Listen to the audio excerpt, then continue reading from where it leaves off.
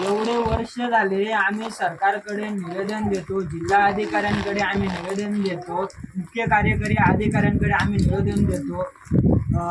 आम्हाला म्हणतायत की जिल्हा परिषद म्हणते की आम्ही जिल्हा नियोजनला पाठवलं. जिल्हा नियोजनचं पत्र जाते DPDCला. DPD म्हणते की आम्हाला आमच्या ह्याच्यामध्ये होत नाही, आम्ही वरिष्ठ स्तरीय पाठवतो जिल्हा नियोजनला.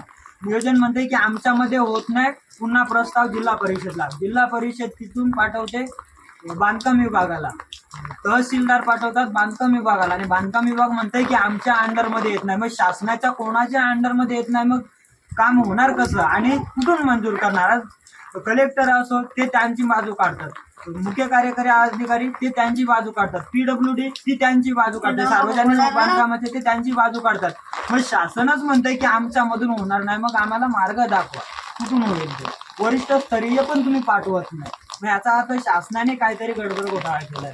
आज एवढे वर्ष आम्ही इथे या पावसामध्ये जीवघेणी प्रवास करतो. लहान मुलं शाळेमध्ये येण्या जाण्याचा प्रवास, मोठी मुलं शिक्षणासाठी अलिबागला जाण्यासाठी त्यांचा प्रवास अडकतो. त्यांना ना शिक्षण घेत आहेत, डिलेवरीसाठी जातात, डिलेवरीच्या महिला आहेत किंवा आजारी पेशंट आहेत. आम्हाला ये जा करण्याचा पर्यायच राहिला नाही, पूर्ण संपर्कच तुटून जातो. आणि कित्येक वर्ष आम्ही निवेदन करायचं, प्रत्यक्षात कागदावर कामं होतात आणि ते पण जिल्हा नियोजन म्हणते की जिल्हा परिषदमध्ये जाऊ दे, जिल्हा परिषद म्हणते जिल्हा नियोजनला जाऊ दे.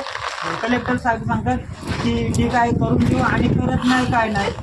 बांधकाम विभाग म्हणते की आमच्याकडे नाही. सगळ्यांचा प्रस्ताव माझ्याकडे पुरावे आहेत त्याचे.